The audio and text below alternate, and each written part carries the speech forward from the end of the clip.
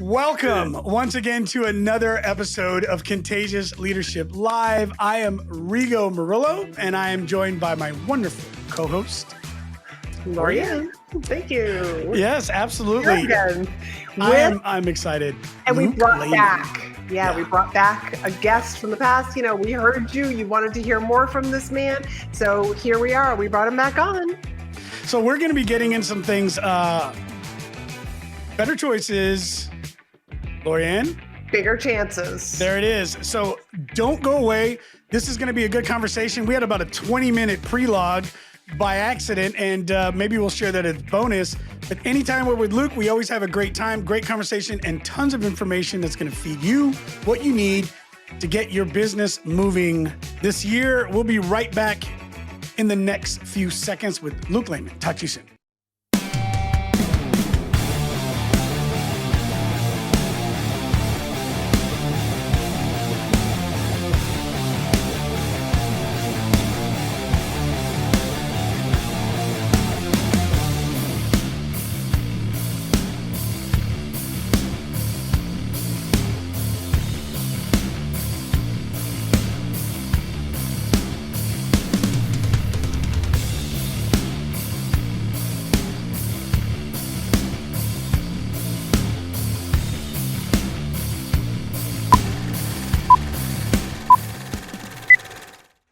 Well, hey, Rigo.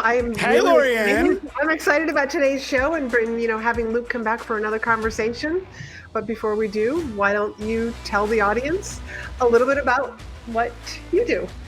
So our business helps take your company's ability to leverage your personal brands and your company's message, creating those personal relationships and establishing trust all organically through an inbound lead process. So anyways, we've got a mission this year to take 1,000 small entrepreneurs and solopreneurs and help them make their first 100 grand. We cannot wait to implement this and show you the new program.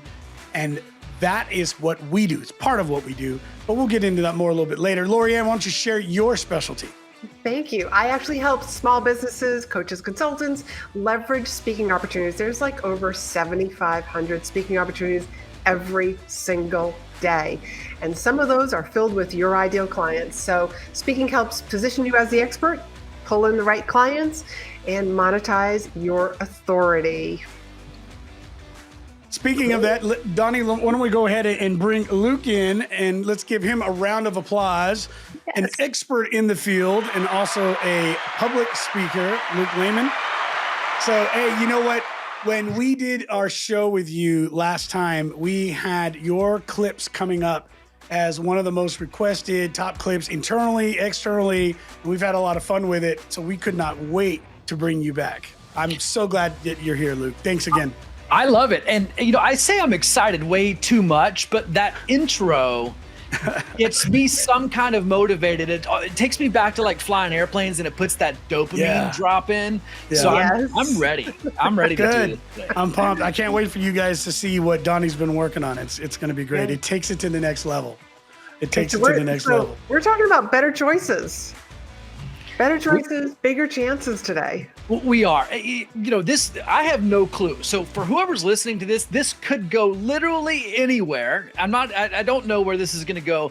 In the pre-show, we talked about using AI. We talked about what's coming for businesses. Rigo even probably, intimated that we're going to take a little bit of a competitive advantage. We won't call it cheating yet. We're going to say that we're going to take an edge on what the rest of the world's doing because we're going to take bigger chances, and then we're going to start making better choices in our businesses and our lives. That's it. That's what it's about. And I think really when it comes to business, Luke, everything can be seen in two different ways. You can either look at a point of education and information as, well, it's not fair, or you can use it as leverage. So think about one of the things that you do and how you offer and help a small business owner or somebody who's in this field find knowledge and look at something in a different way, right? They're learning from your story. They're hearing it, and you're opening their mind and their perspective to how they were approaching a problem.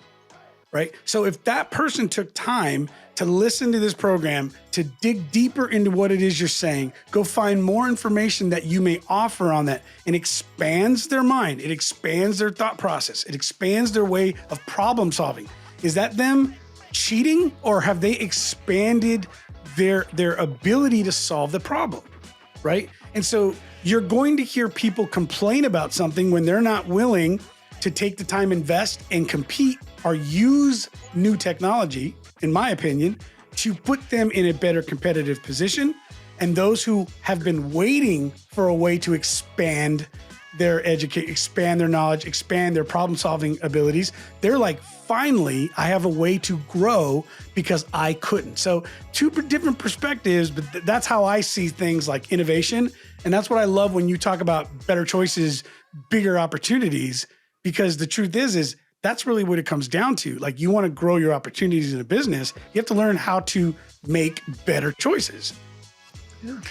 You know, so there's so much there, and let's make sure that we only tackle a couple of those things. But I start very simply by saying, well, there's a couple entry points. Number one, if I'm looking at a number on the ground, and I swear to you that the number is 6, and you standing on the opposite side of that, you may have a different perception of what that number is. Now, it's easy for a listener to go, yeah, that's a 9. We know that that number could be a 6 or a 9 by the perception that we have of that number. But that easy anecdote gets translated into every decision that we make as a person. And you're talking about cheating, but I come from a background that realistically, we cheat as an aviator or as a defense person. We just call it intelligence. But my idea of getting ahead of the enemy involves having more knowledge about their operations that I can then leverage in my advantage. It sounds an awful lot like cheating. We just call it intelligence. Oh my God. I know. That's a beautiful example. Oh, yes. I'm like pulling up an example right now. It is fairly recent. Let me go back here. I believe it was in the Los Angeles Times, where they had posted a particular statement from a principal of a school that had already put out and said, if you are found using this software to work on any products or any assignments or anything else, there's massive expulsion, and there's all these things that we're going to do. And I'm thinking at this going, how did they treat the calculator? Right? I mean, yeah, I'm an electrical engineering graduate. There's no way. Like, I remember going through the process of some of this insane electrical, like, mathematics that I had to go through. I don't even know how I got through it, to be honest with you. I can barely spell my name now. And then I think how I graduated with an EE. And I'm thinking, there was no way. If it wasn't for the calculator, like, I remember my final was a 3.5 hour problem. It was one problem. Like, it was 3.5 hours. I got a C+ in that class. I was like, thank God. Right. And what did that do for you as an adult, though? Because I have a 6-year-old and a 9-year-old. My 9-year-old is learning multiplication tables, and she's asking me, like, what's 7 times 6? And I'm like, oh, Jesus, don't put me on the spot. Right. I mean, that's a hard one. Yeah. And then I'm like, well, how do I do 9s? I put my finger down and I cheat. But the real point of that is, all you need to know is how to put the input into an Excel document to get an output, or to have a phone tethered to your hip that has a calculator on it all the time. So I think that, the idea of an LA Times principle that says that's cheating is, no, what you're describing to me is the difference between what we would say in the defense world is a good guy and a bad guy. Because when the bad guy is collecting intelligence on us and making decisions, he's cheating. Yeah. But when I'm doing it, it's competitive advantage. Yeah. So night vision is cheating. Cheating. Yeah. So for a kid, I mean, what do I really want? And I will tell you now, I don't want to go off on a tangent. We'll ruin a perfectly good show today about leadership and growing businesses and entrepreneurship. But I'll tell you this, what do I want my kids to learn? I want them to learn how to draw a conclusion, to get to the correct outcome in the shortest duration possible. I love that. Using the resources that they have available. That's right. And so how does that differ than in a business realm? If you look at and maybe this is what the topic in the conversation is going to end up getting into, but in terms of what you're sharing and how we look at things as a business. But when we look at something like this new open AI product, what this has done is given small businesses now and researchers and students and many other people a competitive advantage to now be able to create, innovate, and develop ideas that they would have never been able to do competing with the giants, right? Competing with the YouTube analytics, the Facebook analytics, the all of these huge conglomerates that have the data that's able to take content and information and create a strategy to hit the market. Now, a small business that has a really creative and very innovative product can now learn how to leverage this new technology to help them do the same thing. And when I look at that, that is an ability for now someone to create and build faster, better, and solve a problem faster. Yeah. And they tell themselves a story. Though, I mean, that's the point of it. Rigo, and I told you I didn't want to derail the first portion, but when I talk to entrepreneurs, I spend most of my time with entrepreneurs and a 9-year-old and a 6-year-old and a wife. But what happens there, and I asked them very simply, and I just had a conversation. I said, is it true? And when I take a statement and I look at the level of truthfulness of the statement, and I'm not talking about whether or not it's dishonest or malicious or misleading or a lie. I'm talking about the complexity and the completeness of the statement. So what you'll see is that people will say AI is bad, AI is dangerous, and they leave it at that. And I say, is it true? And this happens in the entirety of everything that I say in growing businesses. And what's happening is I see that people are using speed as a scapegoat for poor communication. We're just moving too fast. We don't have time to look at that. And I'm saying slow down and look at the completeness of your statement. So when we talk about leveraging AI and someone says, I can't do that, it's not ready, my business isn't ready, or whatever story that they begin to put in place, is that we simply need to slow down and we say, is it true? And that's really the crux of a lot of things that I talk about making better choices, is that we analyze the statement and say, is it true? And is it true for me? And is it true for me now? So when a business is looking at a situation like this, like the open AI, or they're looking at, let's go back a couple of years.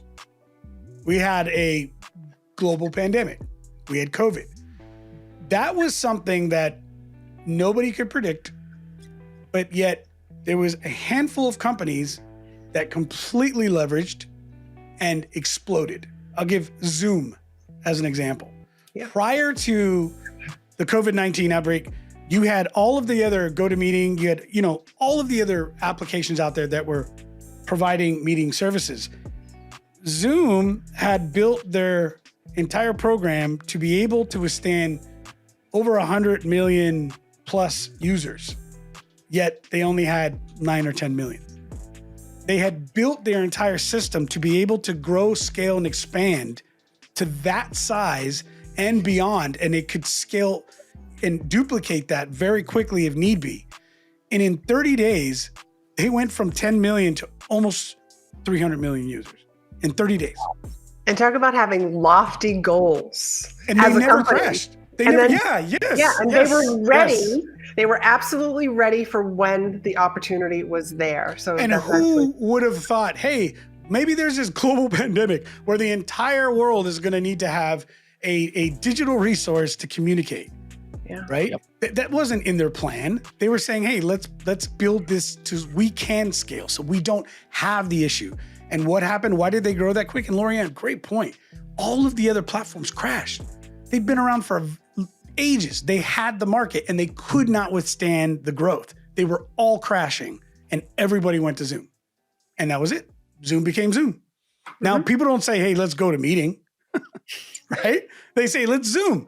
Whether they use Zoom or not, Zoomy. It's like, I want a Coke, right? Nobody's saying, hey, let's do, like they say, let's have a Zoom. It's crazy. You just said it. You said, let me Google it. Yeah, You yeah. say, let me pull up an internet search browser. Yeah, for let it. me Bing it. Let me MSN Bing or nobody's exactly. Let me Yahoo search. No, you're right. Let me Google it. We're just accepting technology where it's just taking, playing a more bigger role in our lives, and we're just embracing it. And how can we use this to move our business forward, to help make our lives easier? That's all that we're doing. It's a choice to accept it. Absolutely. And I think when you look at it too, to go back to Luke's comments, how we make better choices to get an expansion in our business and have more success. If you look at these businesses and the choices that they made and the preparations that they looked at, they had some of this was, they had to guess a little bit, right? There was a little bit of risk there, but they made educated risk based on what? Like the next step, where was this going to grow? And we could go back and look at a number of businesses like this. But Luke, I'd really love your opinion on when you talk about making better decisions. What kind of examples can you talk about, like where a business looked at how to make a decision, right? How did they make the decision? Because that's the key to this, correct? Yeah, absolutely. And everything that we do in our life, you do it in your personal life, you do it in your business life, everything has an ROI on it. I'm making a choice right now to spend time with you as compared to any number of hundreds of dozens of whatever it is that I could be doing in lieu of this. And that's the kicker, is that when we find opportunities, that we have to figure out how to rapidly make better decisions and make better choices based on the ROI. And when we do that at a micro scale, so what we're really talking about is the quality of the decisions that we make. And this is the advocation, is that people just rapidly move through it, and they don't actually have a plan for what they're moving forward to. So one of the things that we see often is when I go into an organization, I say, let's take a look at how you're doing. Let's debrief. So we use some of the principles of being a fighter pilot, and we say, let's look at the end backwards. And I say, imagine that we started the project and we go back to the beginning. Tell me what the results you hoped to achieve were. What's the objective? What's the outcome? And I get a smorgasbord of, project engineers, leaders, site leads, the CEO, and everybody tells me a different outcome. And that analogy there is, it's no different than a rowboat with a rudder that continually changes and everybody trying to grab bites of the water and pulling in different directions. Vice, starting with an endpoint, whether or not it's unrealistic or not, that's the bigger chances component of this. If everybody's swimming in the right direction, you might as well go ahead and go for a loftier goal. It's just going to take you a little time to get there. That makes a lot of sense. Now, how does that differ when, someone's coming into the market and saying, like, we want to take this product or service and we want to bring it out to the market? Or are you saying we want to get to this level in a revenue number, and then let's work backwards to find out what problems we have to solve to get there? Is that the comparison? Is that what you're... Yeah, here's a good example. Okay. If you tell me that you want to be $1 billion company, is there any reason that the universe gives any cares in the world against whether or not you become $1 billion company? None whatsoever. There is no predispositions for this. There's no reason. There's no impediments. Now, there are steps. There are processes. There will be things that you will have to do and decide and choose along the way. But what we find out, and I'll give you a prime example. Someone said recently that they wanted to complete a project that was going to get them $1 million completion bonus if they could do it in 90 days. And I said, was everyone on the same page that you wanted to get the $1 million bonus? Yes. Okay, then why didn't we achieve it, right? If we had clarity in the outcomes, we have to go back to the processes and say, well, what did we need to do in order to achieve it? And the answer was, well, in order to do it in 90 days, we would have needed to have accelerated our normal processes. Okay, good. How would we have done that? Well, we needed to hire more people to do the things that we already knew how to do well. Good. How much would that have cost? Because if you were going for $1 million bonus on the project completion, if it cost you $1.2 million to get there, it's a poor ROI. If it cost you $400K to get there, it's a good ROI. So when we start out, we say we want to complete the project, get the $1 million bonus in the 90 days of allotted time. My question for you is, did you spend the $400,000? Because that's the concept that has to come first. If you want the thing at the end, you want the result, you have to be committed to taking the actions on the front side that you already know are going to get you there. And in this case, what do you think happened, Rigo? They didn't make the spend because they weren't all aligned with that. Fear, chicken shit. Because that $400,000 seemed like too big of an expenditure, too much of a risk, because if they missed the deadline, that $400,000 would have taken them below their operating budget. And the point is, that was their choice. Bigger chances, bigger opportunity, bigger risk, but you have to remain committed and work the plan. Yeah. Nobody cares. I don't care about your business, whether or not it succeeds or fails. I have no vested interest in it, unless I'm putting money in it. Then I care. Yeah, of course. But the point is, the majority of entrepreneurs and leaders stand in their own way. If I want to have a better relationship with my family, there is no predisposition that says that I can't have it. I just usually get in my own way. You're the one who has to make the right, not just better choices, but make the right choices and then stick with those choices. And all of the actions need to follow and just be in alignment with that choice, that, like in that example of having the $1 million bonus. You know, it's like just not staying congruent with the decision. I was pulling up here. I don't know why I have such a hard time with authors' names, but Jim Collins, Built to Last. He wrote a book, Built to Sell. Loved it. Got into the Built to Last, and it's interesting because he talks about change, and he goes through a ton of different comparisons on these innovative companies, and he talks about how there's all these comparable companies. Like you look at General Electric, and then you look at Westinghouse, right? You know, Westinghouse came in and actually had the right concept in bringing electricity to the public. GE didn't, right? They were the actual ones that had a lot of the innovation really dialed in. And he goes through a bunch of different companies like this, where another one was like Texas Instruments versus, what was the company? Anyways, let me explain what he was talking about.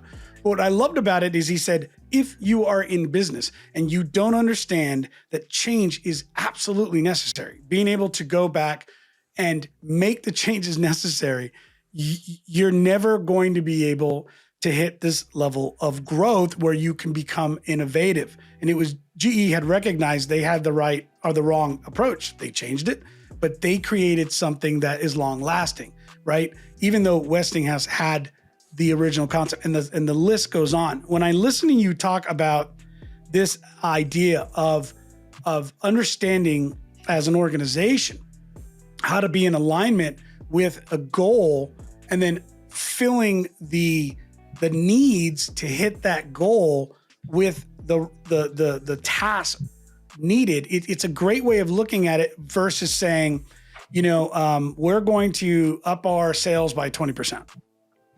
Right? It seems to be a much better concept that says we want to grow at this level. So let's work back and recognize what has to be done from an entire organizational level. How can we create innovation? How can we improve cost reduction here? How can we improve, performance on this end? Like, it shouldn't just be, well, we want to grow here. It has to be a unified effort where everybody's working together.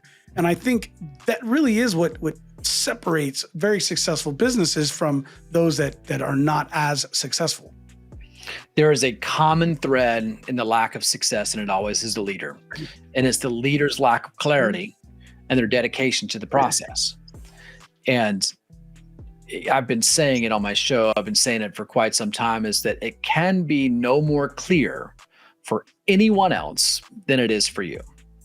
Whatever level of clarity that you have, it will be something less for someone else. And that's why, the majority of what I talk about has to do with linguistics and heuristics, the way we speak and the way we solve problems. Why? Mostly because what I'm talking about is persuasion and influence. I'm talking about the way that if I can figure out what your shortcuts are to the way that you solve problems, then I can get in there and I can use your same shortcuts to get you to the right answer. But the lack of clarity from the leadership and the changing directions at the turn of the tide is really what shipwrecks most ships. Is they simply just didn't know which way they were going, and they changed with the tide. And that's what I see all the time as I go, but last year we said that we were going to do this. For you, Rigo, what you just said is if we were going to increase 20%, that level of clarity is, if I say to my sales manager, increase 20%, but he doesn't share the same knowledge as I do what the baseline was, it doesn't mean anything. If I say your new sales goal is $12 million because we did $10 million last year, now I have more clarity. But if I can further add more clarity about the $12 million, then he or she can be able to follow in my footsteps, which goes back to, is it true? And that's the continuation of the question that I continue to ask is it true? Is $12 million really your goal? Is 20% really the answer? And what would you need to do to make that thing be more true? And you continue asking that same question, right? You ask it at every level. Same question. So growing a business to me is very simple. It truly is. When I look at there's market conditions. When you talk about bringing a product to market, I personally would not enter the market in something that's going to compete with the iPhone or the Android. That market's pretty saturated. That's also not the segment that I'm in. But if I'm going to invest in a service-based business and I can go into any market, there is a very specific formula. I call mine the Entrepreneur Accelerator Framework because I have a very specific framework for where I put value add into the business. But if you can imagine an upside down triangle, at the top of it is your 10-year plan. That's your vision. Then below that is your goals, your 1-year plan. It goes down all the way to the bottom to single action items. So it goes through what you're going to accomplish in a week or a day, the KPIs, the OKRs, all the things. But I want to know is, does that task that you do, and this is what I continue to ask myself, is the task that I'm doing connecting via straight line all the way to the top? If I do this thing today, does it get me closer to my 10-year vision? If not, I don't do it. If I can think of a bigger task that would get me further and faster, then I do that task instead. We were talking about this in another conversation, huh, Lori? Yeah. Is it working or not working, right? Yeah, I mean, like, I think that has to be the deciding factor, but it's about, and Luke, you constantly say it about like just taking the pause and just asking yourself the right question. Is this working? Is this moving me towards my goal? Have I communicated correctly? I mean, I keep hearing, like Rigo and a lot of the shows that we do, it always seems to come down to communication.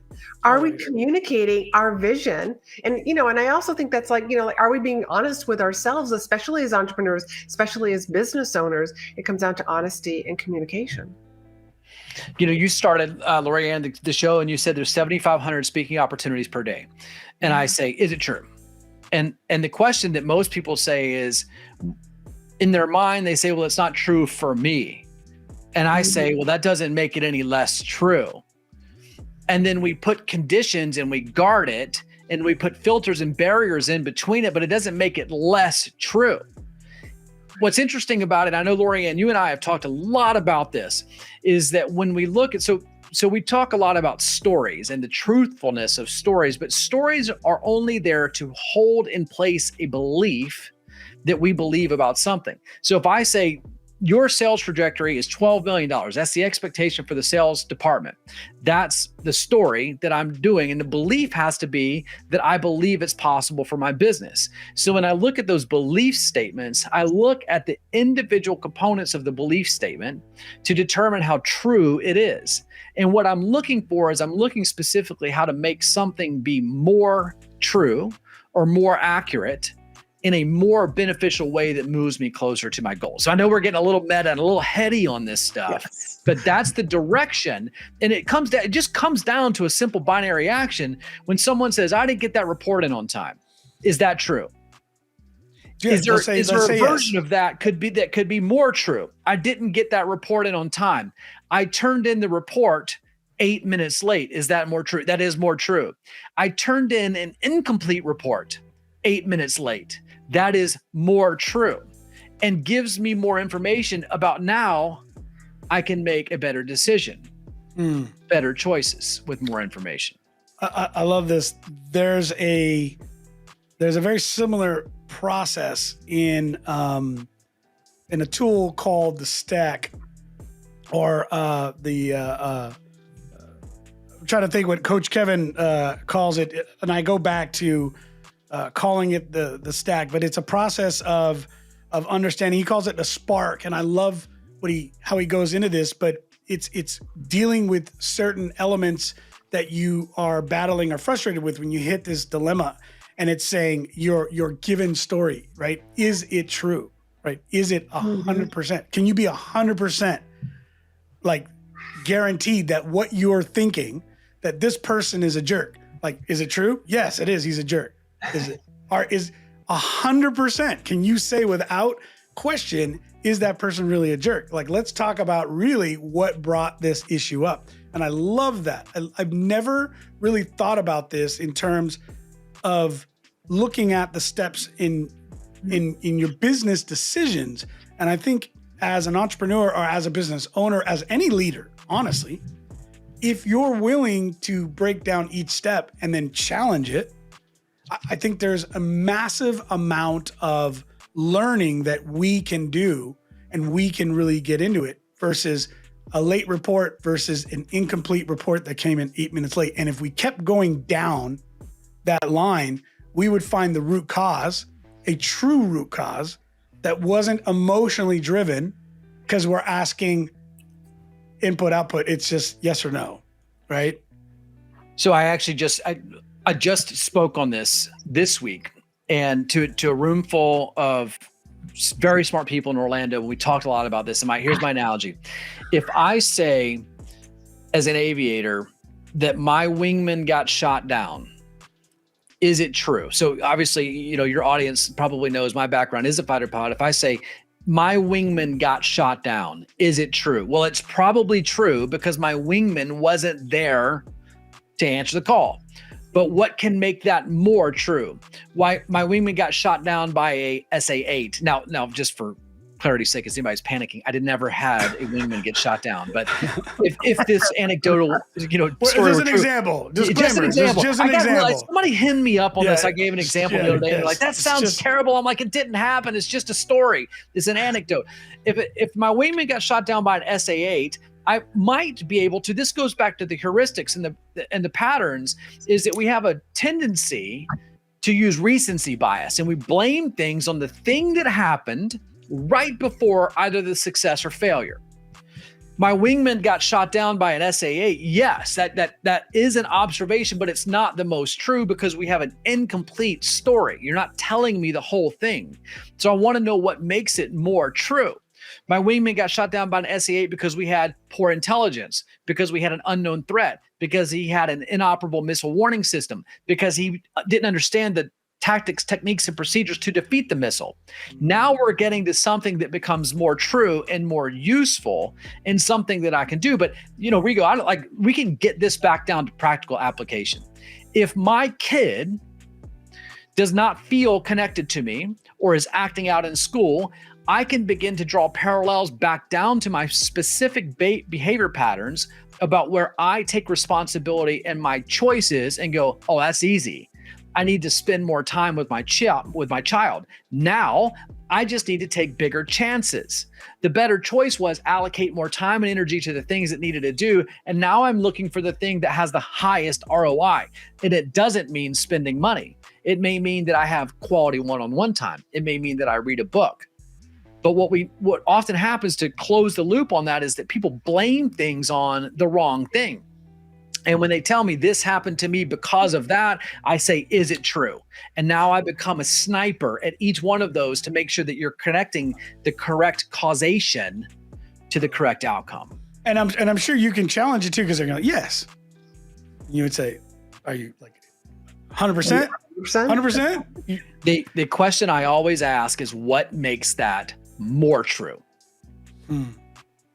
It's easy. like I can always lead someone to it. What makes that more true? I love it. Because you can go in your own analogy. You can say, okay, I need to spend quality time with my kid. That right there in itself is a whole nother process. Is it quality time? Is it a conversation? Was it a behavior pattern that I had? Was it something I did wrong? Was it something that's going on that I didn't recognize? Is it something happening? You're right. You could dig deeper and really then find even deeper layers to that give more specifics, because in any area, we're still going to have this place of a lack of information is always being our biggest downfall in relationships and business. And every one of my failures, and there's plenty of them in my life, it has always come down to a lack of communication or a failure to communicate. But it all had to do with communication. It's clarity. Orion, this is interesting, and you and I have had many conversations about this in the past. And one of the things that you have to understand is that the root of everything that we do in our life. Now, I'll caveat that there are some chemical imbalances. There are some sociopaths or psychopaths that are absent this, but every single thing that we do has a positive intention. Now, if I look at someone who steals a lawnmower so they can go get a crack hit, I may not view that as a positive attribute. But when you realize that the root of that had a positive intention, that person was doing that because they were doing something to satiate an urge or desire, and it was positively intended for them. So the question then becomes, is it the most empowering version, or is it limiting in its nature? And when we can just get more curious with it. Now, Lorianne, we'll get to the point here we talk about individual responsibility and accountability. That's a phenomenal, as we kind of wrap this thing up, as we get into that. But as you recall, Lorianne, we talk about where it's positively intended, and we have to realize that each of those foundations of those has some need is getting met. That's the foundation of why we do everything in our life. Right. It's perception for the person who lost their lawnmower. They're going to have one perception, one view of this, whereas the person who was stealing it so that they could get a hit, they have a different perception of this. And then there's the other I was neighbor. about to say, put the third perspective in it. The guy that got a sweet lawnmower for $20.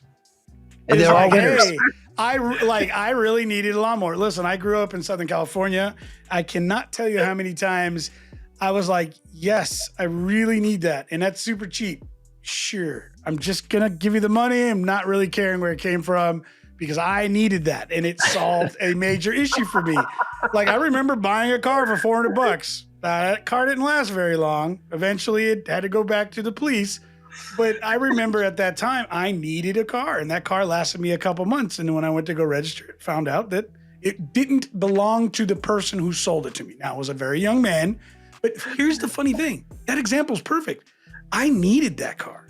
For those 2 months, I didn't have a way to work. That was how I was able to provide income. And so it's really neat that you see that, right? The car was returned. The guy went to jail. It all worked itself out in the end, and the owner got his car back, and I'm sure he got a nice insurance settlement out of it. But the thing is that, when you look at the different perspectives and you look at it, it changes how you identify these things. So now take that and put that into a business, that story, put that into a business perspective for us so that it really resonates with a lot of our small business owners, even large businesses. Well, and I think this is the crux of it. When we come back down to it, now you can either look at it in two facets. You can look at it as your own actions or those of your subordinates as you're leading others. But if you realize that the root of all actions have a positive intention, that someone didn't wake up today and say, you know what, I'm going to make some really egregious mistakes, that they have positive intentions, it gives us the opportunity to create some grace. Both for ourselves and for others around us. But what we have to do is we have to be critical of our own actions to say, I know that it was positive intended, but was it the most positive version of the action that I could have taken? Did it move me further? So if I'm going to go do $12 million in sales this year, did this action move me forward? And I know we kind of talked in the pre-show about thinking outside the box, and we started this leveraging, talking about using OpenAI and ChatGPT as a tool. So for those of you who don't know ChatGPT, go Google it. It's crazy. Rigo's on fire about this thing. He'll have a YouTube channel about ChatGPT at some point. But as we look at this, is that you have to get down to your single binary action every single day, and that action has to have the most impact that it can have on the desired outcome. What happens too often is entrepreneurs, for sure, we spend our times doing the lowest, easiest, laziest task instead of knocking away at the big things each day that are going to have the high impact. So what do you get? You should probably end up being compensated like a social media manager or a copywriter or even a bookkeeper if that's your business, instead of the CEO of a company that was growing that business to 10 or 12 or $15 million. Yeah. So funny. You're so right. No, you're so right. But it's funny because you were saying, is getting to 12 million really the best benefit for the company? Because I'm thinking about this.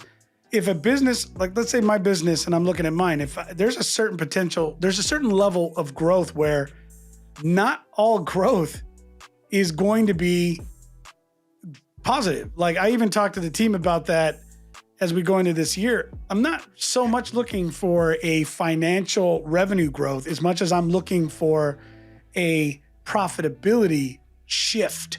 I'm looking on how do we take less of our time to create the same amount of money, but increase our profitability. I'm not so worried about the revenue, because a company could say, we're going to move this and we're going to get to that number. But what they could have done is doubled a particular cost of doing business, where that extension of sale didn't actually help the business, it hurt the business, but they didn't ask all the right questions. Well, of course. I mean, and as someone who has done that and grown businesses, there is a very non-linear growth pattern that involves you making less money for having done more work and generated more revenue, but what goes into your pocket is less.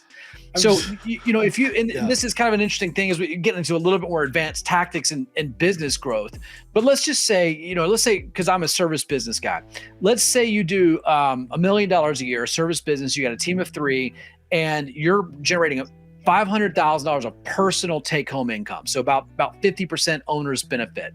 That's good for a service-based business, but it's likely because you're in the business functioning as that person. If you take that same business to $5 million and you have to hire and resource and build a team out to be able to do that, it is fully likely that your personal take-home income plummets below your $1 million level. And it starts to suck when you go, man, I built a $5 million business, but I'm taking home less money and I have more responsibility. And you only have one of two choices there. You got to go up or you got to go back down. And most people just get off the wagon and they don't have the bona fides or the courage to go, yeah, I'll take it to 10, because that's where the true personal revenue starts to come back. But now at 10, you have an enormous amount of time freedom to be able to have the money and the time. So, when I look at it, Rigo, it comes back down to this is it true? I don't know. It's an observation. I've done it. You can do it. Anybody can do it. But when you get to it, you go, do I take the bigger chance? And once I've made the choice to pursue the bigger chances, what choices do I need to make on a daily basis that's going to get me there? A good example, $10 million. I can take any business to $10 million, no problem. The question is just, what do I have to do to get there? Dry cleaner on the corner of whatever in Charleston, South Carolina, I just need 10 of them doing $1 million a year. What does that mean? I need this number of employees. It's not hard math. Can I get that specific location to $10 million? Probably not, but I can set it up and structure it to get to anything. And the question is simply, do I believe it's possible? Yeah. And if it's possible, is it possible for me? And if it's possible for me, is it possible for me now? Yeah. And I was just thinking that it's going to come down to beliefs. Like, is it true? And then right there's your beliefs about yourself, about what holds you back, about what you want to be possible. And again, we're going to come right back down to what's the clarity? What's, the clarity on the vision of where you're headed. And too many times, you're right, Luke, CEOs or entrepreneurs, like it's just muddied. And so that's why they don't hit their goals or why they get discouraged and then they walk away saying it didn't work. So here's what I'll drop some knowledge for the audience, some fire today, and hopefully straighten this out. If I were to take whatever your goal was, so at the time of recording, we're here in January. If I were to take your goal and say double it, I want you to do whatever you said, $100,000 of personal revenue. I want you to double it. I want you to tell me if it's possible for you. The majority of you listening will say that's not possible for me. And then you will give me some reason that you believe it's not possible. And the root of that forms what we call a belief statement. And I told you that I like the linguistics. And what happens in a belief statement is we take a cause and effect, and then we attach a meaning to it called a complex equivalence. So if I say, I can't grow my business to $200,000 a year because is the cause, and then that gives me the effect. So my market won't support $200,000, and therefore I can't grow my business to $200,000. So the market doesn't support it, therefore I can't grow it. And then we attach a meaning to it. And the meaning is the most important piece of it, which means I shouldn't be an entrepreneur, which means I am a failure, which means I'm not going to reach my personal income goals. And all of that is bullshit. Every single one of it. Absolutely.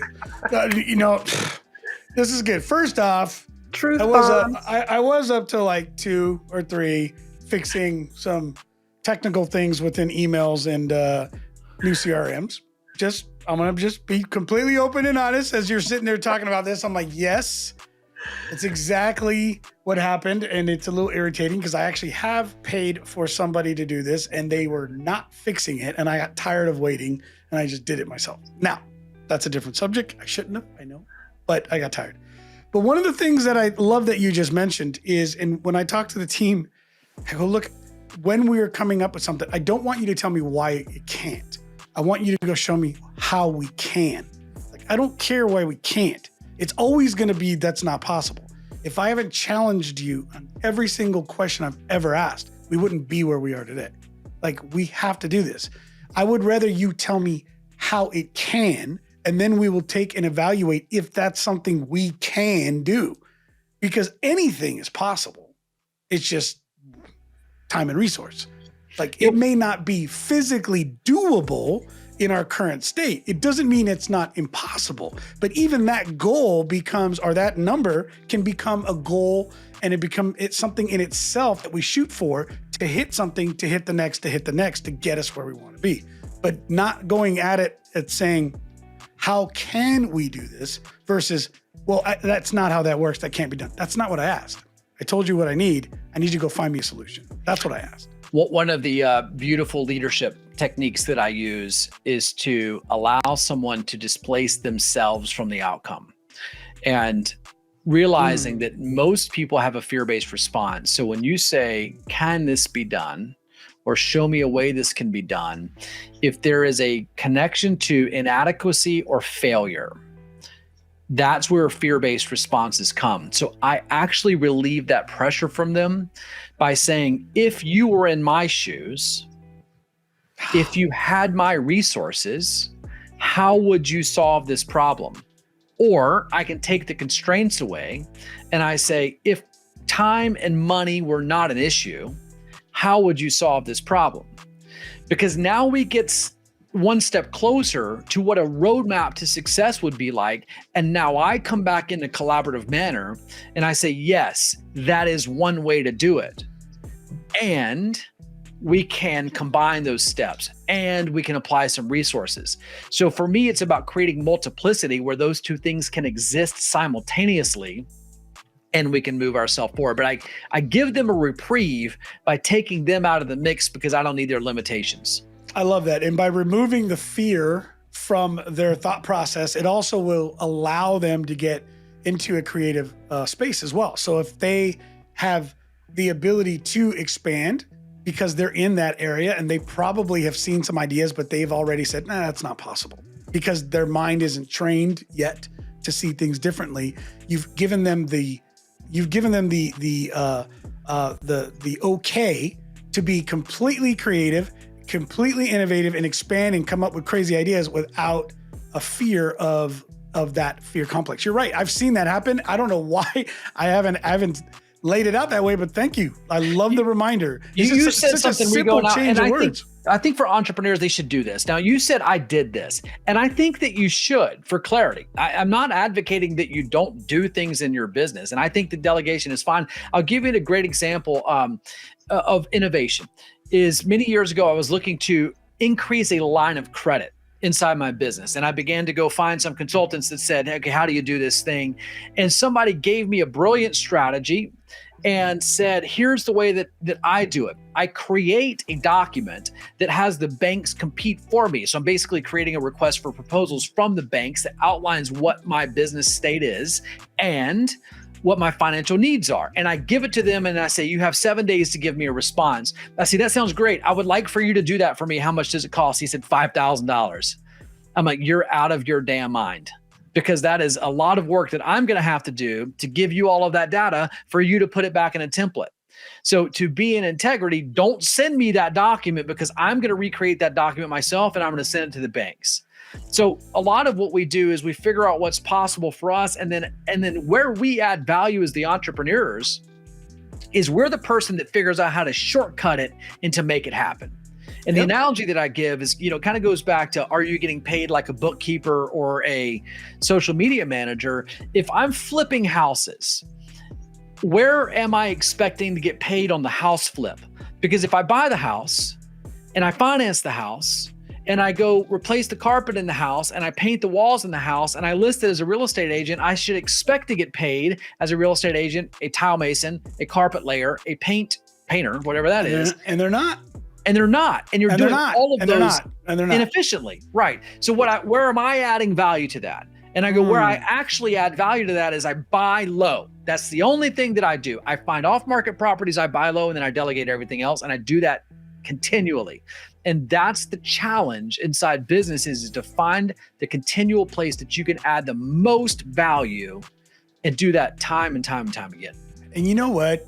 What you just stated, you rob yourself from data, very important data you need to understand what truly is your cost of business, your cost of doing business, truly understanding what ability you would have to even be profitable, not to mention you're probably slowing yourself down in many, many areas. I'll talk to you offline about one of the big decisions we made this year, where I have been pretty much in my way the last 3-4 years. And I'm like, well, this is where we're putting our money this year. I'm tired of getting in the way.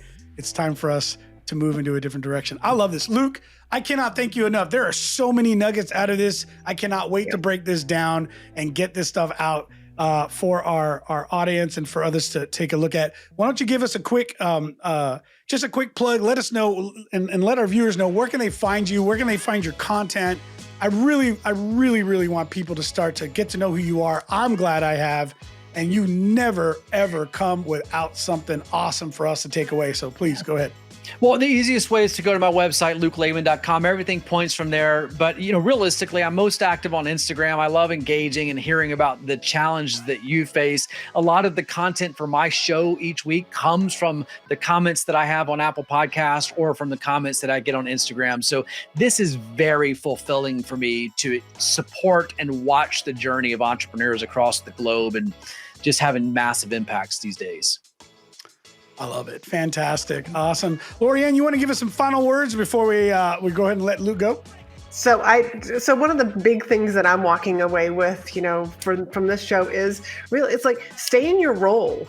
If you're just starting out, you've got one role, but as your company gets bigger and bigger and you're earning, you're crossing that $1 million mark. I mean, like, you're the CEO, you have to stay in your role and not be the copywriter, not be the bookkeeper, just, like all the stuff that we've been talking about today. And I just also want to give a plug for Luke's podcast, which is Shift Work, and it is excellent. So make sure you check that out. Awesome. We'll make sure to put the links in. Luke, thank you so much, man.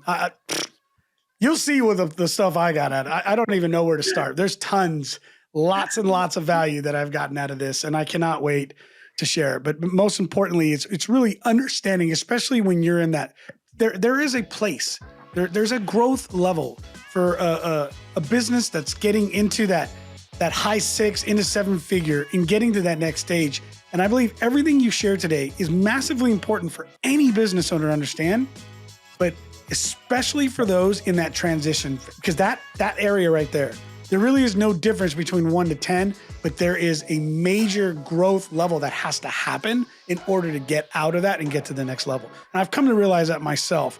It is a very unique place. And what you just shared, every single one of those impact how my business and others like me will be able to get to the next place. So thank you so much for sharing. I can't thank you enough, Luke. Thanks, Rigo. We'll see you guys soon. Yeah, absolutely. Go ahead and hang tight before you take off. We're going to put you back in the room. Donnie, why don't you get him out? Give him a round of applause. Mr. Luke Layman. We'll go ahead and let Donnie get you out. All right, awesome. Listen, you guys, thank you so much for being a part of the program. We are so grateful that you join us here every week. And we're hoping that you get something out of this content. Like Lorianne was saying, make sure you follow Luke, follow his podcast. We're going to put all this in the details and information for you. But if this matters, if you find this content valuable, share it with somebody. Please make sure to like and subscribe and let us know. Thumb up, like share this. That matters to us because it tells us, hey, like this content matters to you. And we want you to follow us. And we would love for you to subscribe to our newsletter where we're going to highlight these speakers every single week. We're going to break them down, give you the bullet points, give you access to all these videos, and let you know about our next speaker the following week and how to subscribe and get ready for that show. So, Lorianne, anything before we get out of here? No, I think this has been a great show, but definitely we will see you next week. Absolutely. God bless you guys and talk to you next week. Same time. See you later.